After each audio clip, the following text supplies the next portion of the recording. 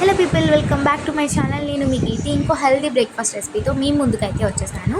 ఆ breakfast recipe వచ్చేసి ragi dosa with grated paneer and లింగాయ చట్నీ. లింగాయ చట్నీ ఎలా చేయాలో చూపిస్తాను. చాలా వీడియోలో చాలామంది చూపించింటారు. నా స్టైల్ ఎలా చేయాలో నేను చూపిస్తాను.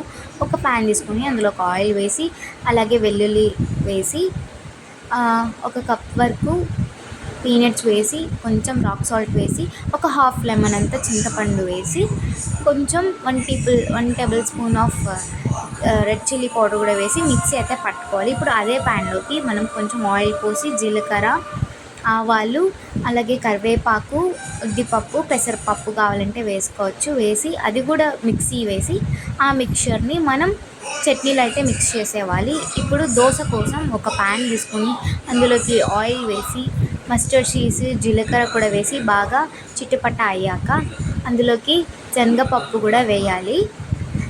సో దట్ మనం తింటూ ఉంటే అది అలా తగులుతూ ఉంటే బాగుంటుందన్నమాట. అలాగే ఇందులోకి ఉర్దాలు కూడా వేసుకోవాలి, ఉద్దిపప్పు కూడా వేసుకొని మంచిగా ఫ్రై చేసుకోవాలి.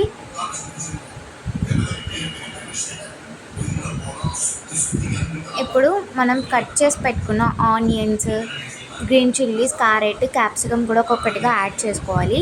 మీరు కావాలంటే ఇంకా సమ్ మోర్ వెజ్జెస్ కూడా యాడ్ చేసుకోవచ్చు. నేను ఇక్కడ కొంచెం గ్రీన్ చిల్లీ, ఆనియన్స్, అలాగే గ్రేట్ చేసిన క్యారెట్, క్యాప్సికమ్ కూడా వేసి మంచిగా ఫ్రై చేసుకుంటున్నాను.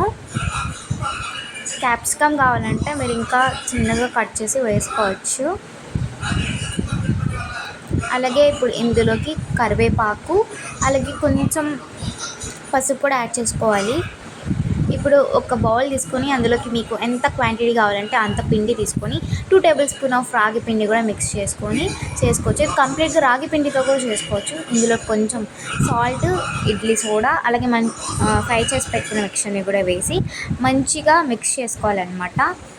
ఇప్పుడు ఒక ప్యాన్ తీసుకొని 2 గంటల పిండి వేసి మంచిగా దోశ పోసుకోవాలన్నమాట. ఇప్పుడు ఇందులోకి నేను గ్రేటెడ్ పన్నీర్ వేస్తున్నా. మీరు దగ్గర పన్నీర్ లేకపోతే స్కిప్ చేయొచ్చు. సో పన్నీర్ వేస్తే మీకు ప్రోటీన్ అందుతుందన్నమాట. సో హెల్దీ బ్రేక్ఫాస్ట్ రెసిపీ కదా, సో ఇలా ట్రై చేశాను. మీరు ఎలా ట్రై చేస్తారో కామెంట్లో కామెంట్ చేయండి. సో అంతా ఇలా గ్రేట్ చేసిన పన్నీర్ని వేసి ఆ దోశని ఇట్లా ఫ్లిప్ చేసి ప్లేట్లో సర్వ్ చేసుకోవడమే. ఇలాగే మిగతా దోశలకి కూడా సేమ్ ప్రాసెస్ చేయాలి. అంతే, మన హెల్దీ గ్రేటెడ్ పన్నీర్ దోశ అయితే రెడీ. బ్రేక్ఫాస్ట్కి మీ పిల్లలకి అయితే పెట్టండి, చాలా హెల్దీ అన్నమాట. విత్ లింగాయ చట్నీతో తింటూ ఉంటే వావ్, చాలా బాగుంది. కంపల్సరీ ట్రై చేయండి, చాలా అంటే చాలా బాగా వచ్చింది. బాయ్. మరిన్ని రెసిపీస్ కోసం మా ఛానల్ని సబ్స్క్రైబ్ చేసి బెల్ ఐకాన్ని క్లిక్ చేయండి.